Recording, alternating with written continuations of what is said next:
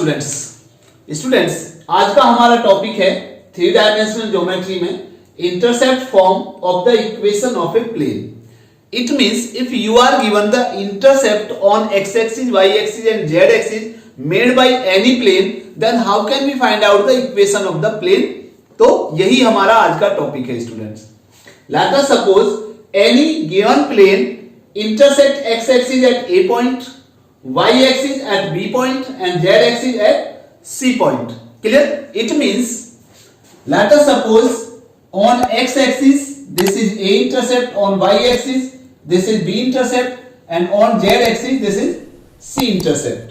Clear? तो how can we find out the equation of the plane? Clear?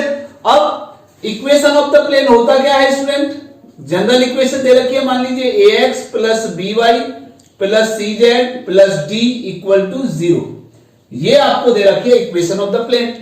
अब इसको intercept form में कैसे कन्वर्ट करेंगे जरा देखिए ध्यान से. अगर ये a इंटरसेप्ट दिया हुआ है तो it means coordinate of this one is x axis पर दे रखा है, तो इसका मतलब a 0 0, b intercept y axis पर है तो इसका मतलब 0 b 0, और c z एक्सिस पर है तो इसका मतलब इसका कोऑर्डिनेट हो जाएंगे कितने 0 0 c. क्लियर? अब इस प्लेन की इक्वेशन अगर ax plus by plus cz plus d equal to 0 है तो इट मींस a b और c प्लेन पर लाई करते हैं, और अगर ये तीनों point a b c plane पर लाई करते हैं तो इस प्लेन की इक्वेशन को सेटिस्फाई करेंगे. Clear?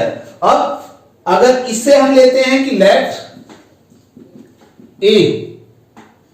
a 0 0 lies on the plane, तो इसका मतलब क्या होगा कि ये पॉइंट इसको सेटिस्फाई करेगा. तो रखिए जरा x के प्लेस पर a, यानी a इंटू a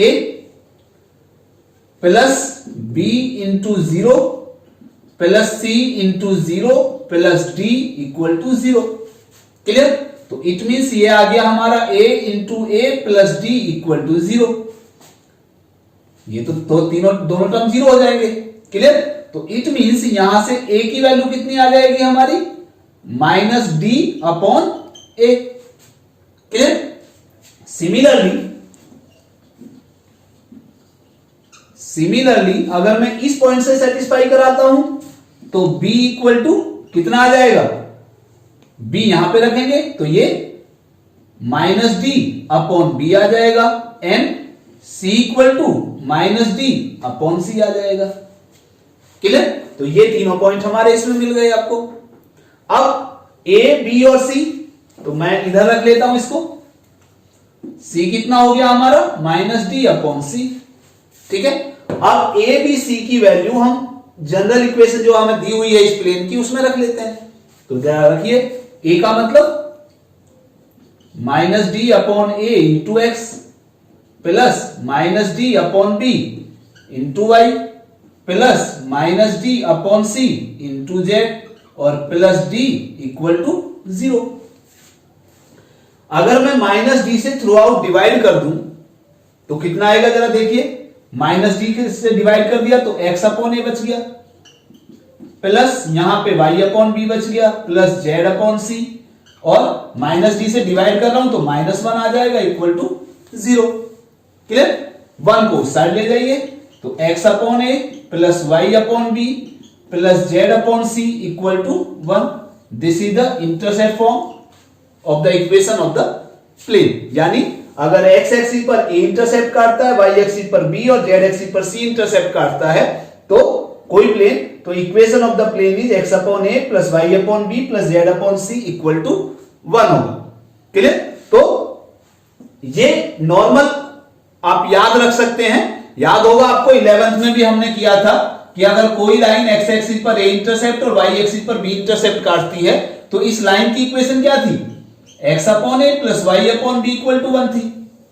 क्लियर? ये हमारी 2 डायमेंशन ज्योमेट्री में थी, लाइन की इक्वेशन थी. अब हम 3 डायमेंशन ज्योमेट्री में बात कर रहे हैं, प्लेन की इक्वेशन है तो z एक्सिस और आ गया तो x upon a plus y upon b plus z upon c equal to 1.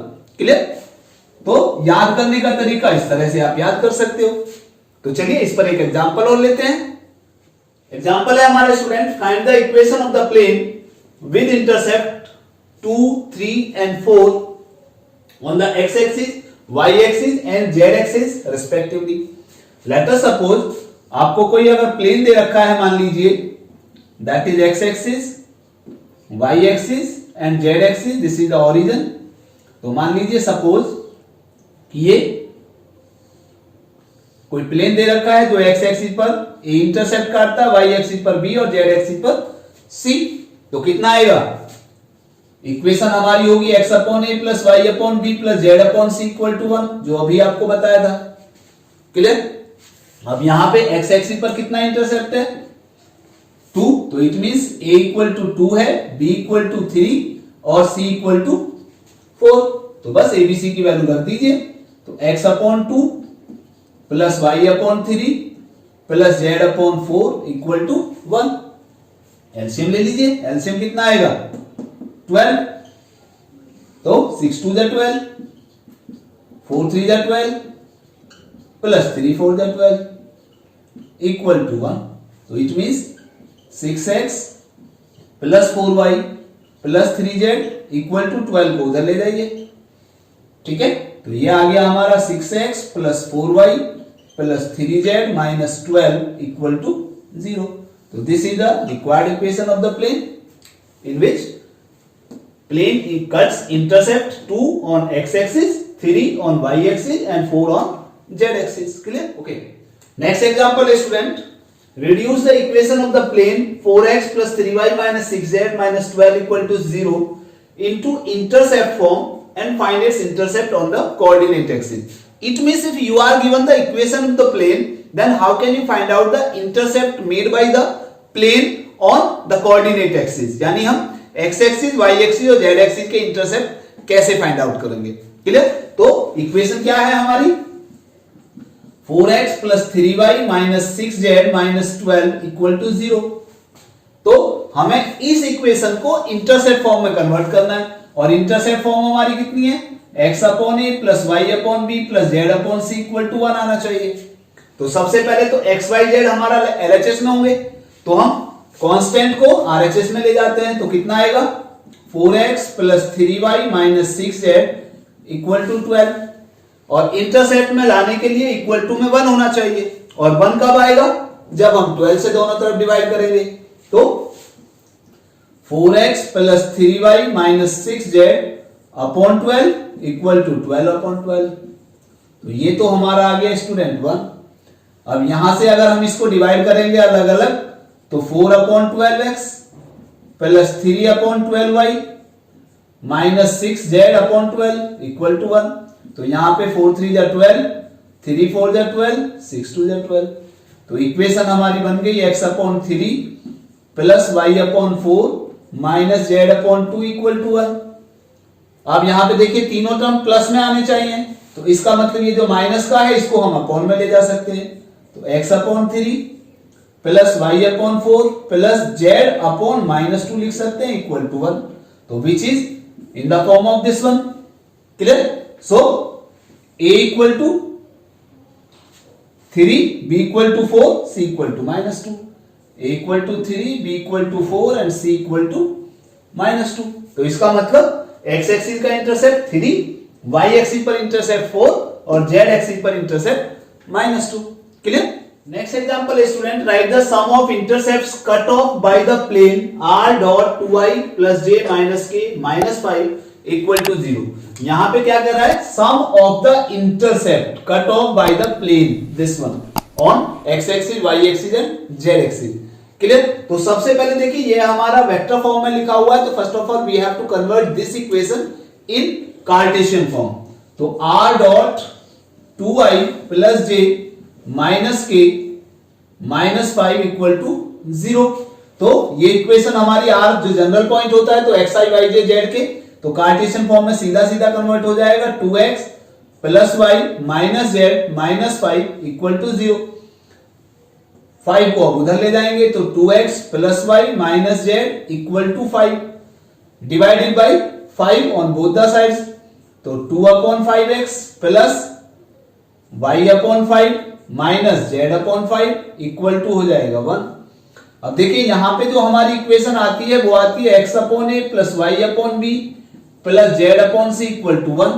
तो 2 इंटू एक्स आ रहा है, तो 2 को हम जानते हैं कि डिनोमिनेटर के भी डिनोमिनेटर में लेके जा सकते हैं, तो ये आ जाएगा हमारा x upon 5/2 plus y upon 5 और plus z upon -5 equal to 1 हो गया। अब अगर कंपेयर करते हैं हम, कंपेयरिंग